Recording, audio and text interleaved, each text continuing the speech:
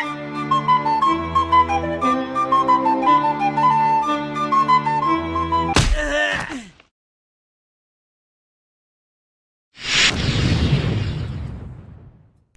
everyone, it's Doogie again from UltimateWildGuide.com.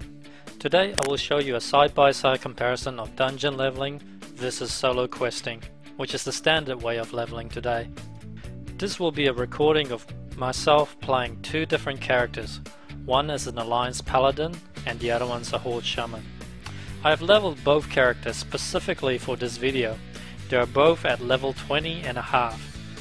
I've used the dungeon leveling guide for the Paladin since level 1. So she has already done a couple of dungeons already before she has hit level 20, and she's already wearing about 4 different blue items. The Shaman was leveled purely from our standard leveling guide, and even at level 20 he haven't received a single blue item yet from questing at all. In fact, some of his green gear could use a good upgrade. I tried to get both characters to be at the same level as closely as possible.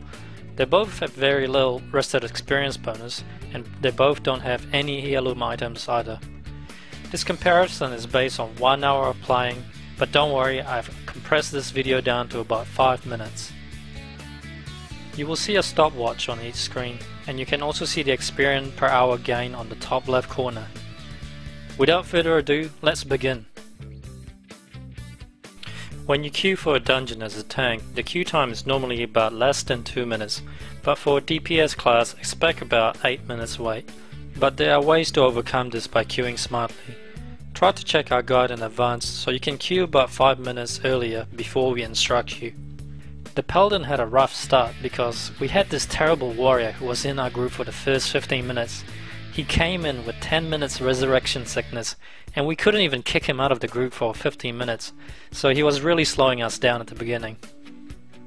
The Shaman on the right, however, is off to a good start. Dungeon leveling are extremely fun, but it does take a bit of diplomacy to make sure your group are heading the right direction. And also, if you're lucky, you'll get some very experienced player in your group. The last dungeon that I did, which was Wailing Cavern, I had 2 people wearing heirloom items, so that made the run really fast and really easy. But today I'm not that lucky. I don't think anyone in my group is wearing heirloom items. All we have is this terrible protection warrior that's not really doing anything much, but we will try and kick him out as soon as we can.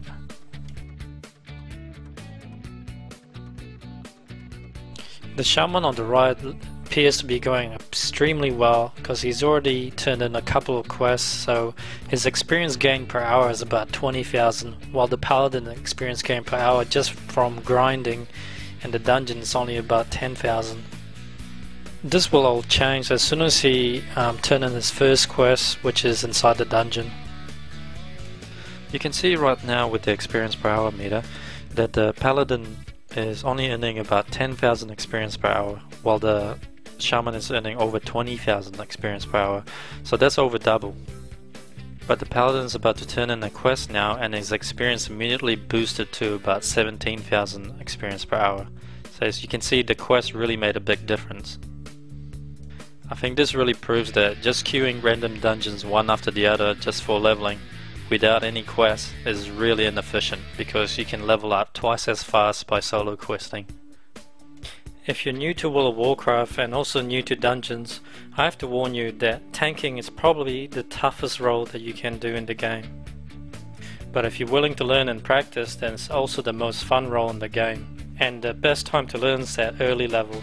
As a tank, you are responsible for making sure that all the mobs, all the monsters are targeting you and not any of your teammates, no matter how many there are. You need to familiarize yourself with high threat abilities, such as taunting. As a healer, it's pretty simple. Just keep everyone alive and make sure you dispel anything that you can dispel. And as a damage dealer, you need to be able to kill things as fast as you can. The damage dealer actually controls the pace of the run quite a lot as well, because if you're not dealing enough damage or killing stuff quickly enough, then the run is going to go extremely slow. Most damage dealers are also responsible for crowd control, such as a mage can polymorph, or a rogue you should sap NPC before the pull. and Warlock can also fear or banish a demon, and as a hunter you can set your traps as well. You may have noticed earlier that I did die twice with the Shaman. Luckily the graveyard spawn wasn't that far away, so I was able to spawn almost immediately. I was trying to kill a level 22 elite rare monster and I thought I might be able to solo him, but I failed twice, so I gave up after the second time. Unfortunately I've wasted about 7 minutes, so that would have affected my experience gain per hour. I thought about redoing the entire video again without dying, but I guess dying is it's part of World of Warcraft. When you solo questing you will die. I mean the paladin died as well in the dungeon, and also he had a bad group right at the beginning, so it kinda evens out. If you're curious about the bar that I use to show the experience gain per hour, it's called Titan Panel. It's very useful. You can find it on Curse or WoW interface. You can also see my experience bar on each character portrait, just below the mana bar. You can see that the Shaman is slightly ahead of the Paladin. The Shaman have about 3 or 4 quests to turn in, so things are not looking good for the Paladin. But now the Paladin have extremely good gear for his level. He even has a gear in his backpack that he can't even wear yet until level 23, so he's all set up for upgrades as well. And I actually found playing the Shaman quite difficult. I was killing NPC below my level, but it was still quite tough because I think he's a bit undergeared for his level. He is in desperate need of good upgrade, and I really don't want to buy gear from the auction house because they're all complete rip-offs. I will show you the gear comparison between the Paladin and the Shaman at the end of the video. Right now the Paladin has finished his dungeon quest, and he's just flying back to turn in his quest, and you can see his experience per hour gain is boosted all the way up to over 20,000. The Paladin did need about an extra 5 minutes of traveling time, longer than the Shaman, but the Shaman was also at a point where he needed to do a bit of traveling to get to the next step. So I decided to stop him right there because he wouldn't have gained any more experience. So as you can see from the screenshot, the Paladin is the clear winner. He has gained about 90% for this level, while the Shaman's only gained about 63%. The bulk of the experience for the Paladin came at the end when she turned in all the quests once the dungeon is finished. I know a lot of people think that queuing random dungeon is an easy way to level, but from my test it shows that just dungeon grinding on its own is the slowest way of leveling, and my Paladin was actually a bit too low level for the dungeon that she ran. Most of the monsters were actually about 2 or 3 levels above her, so they were either yellow or orange. So she should have been getting probably the maximum amount of experience that she can from dungeon grinding without the help of any high level players.